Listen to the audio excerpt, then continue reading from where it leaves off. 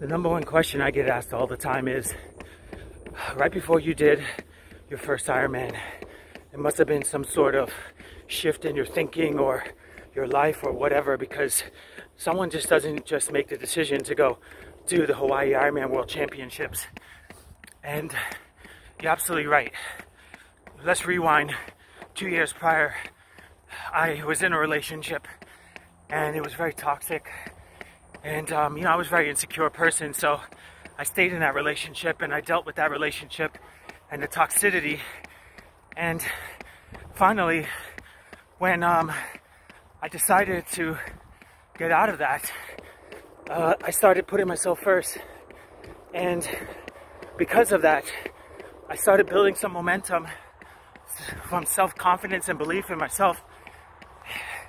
And then I went to church and I gave my life to Jesus, which is another huge significant change.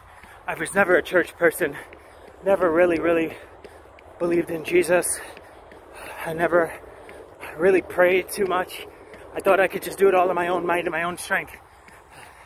But when you reach the end of the rope, that's when you really find yourself. And I had reached the end of my rope there. Hold on, this is getting good. And because I reached the end of my rope, I could finally see clearly all the things that I was trying to do and trying to become was not fulfilling me. And in fact, I was actually running away from my true self because I was scared. I was scared to put my identity into something exterior that was sustainable, which is when I gave my life to Jesus.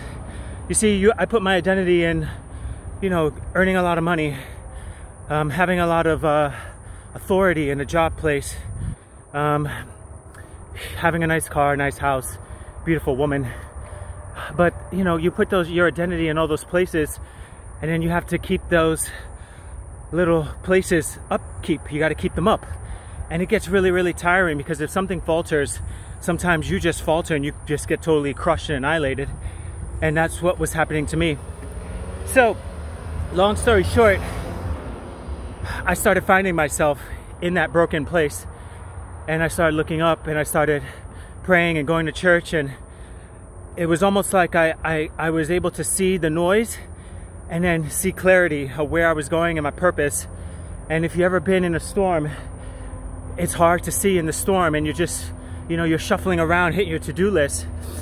But ever since those moments of hard places, I saw the clarity, the way out.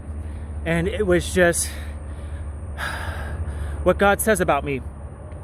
Because, like I said, if you try to see the way out in somebody or another job or moving to another place, your baggage goes with you.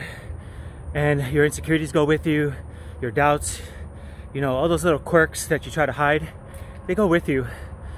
But I was able to see clear with all my quirks and doubts, and then something stepped in, which is Jesus, that was able to fill in all those gaps for the long haul.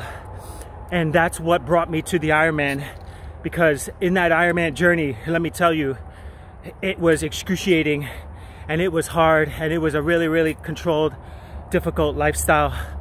And there was a lot of doubts, a lot of opposition, a lot of haters, a lot of fears, a lot of insecurities. Oh my God. I mean, I was smoking cigarettes, almost a half a pack a day. I had to break those addictions, but I didn't do it on my own strength. I did it with Jesus. And that journey was so much revelation. And I say it's a journey because the Ironman is not the Ironman. People applaud the Ironman, but it's a journey. It's a journey within your soul. It's a journey within yourself.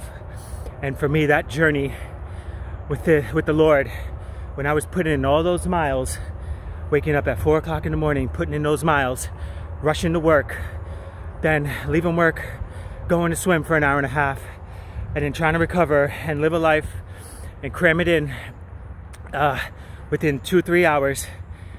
Man, it was difficult for 2 years. I did that.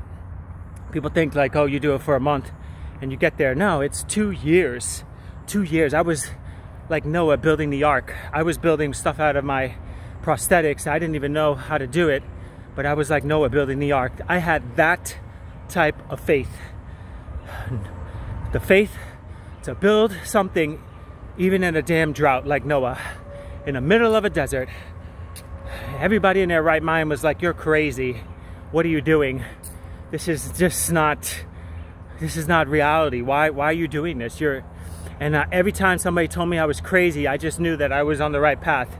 And I listened to my gut and I prayed about it, and I knew that that was what I was called and pulled to do. And that's another big thing. When you're trying to search yourself out of that storm, pray about it. Pray about it. Ask the Holy Spirit to lead you and direct you and help you make good decisions and strengthen you and prevent you from making mistakes and help you learn and guide you in all your ways, in your relationships and your finances and your decision making. And it will happen.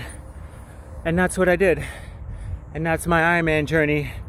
But that was a pivotal moment of getting out of that relationship, self-help, giving my life to Jesus, turning it over, building my foundation on a rock that will sustain all the other battles that came after that Ironman. I'm telling you, there was crazy battles that came after that Ironman.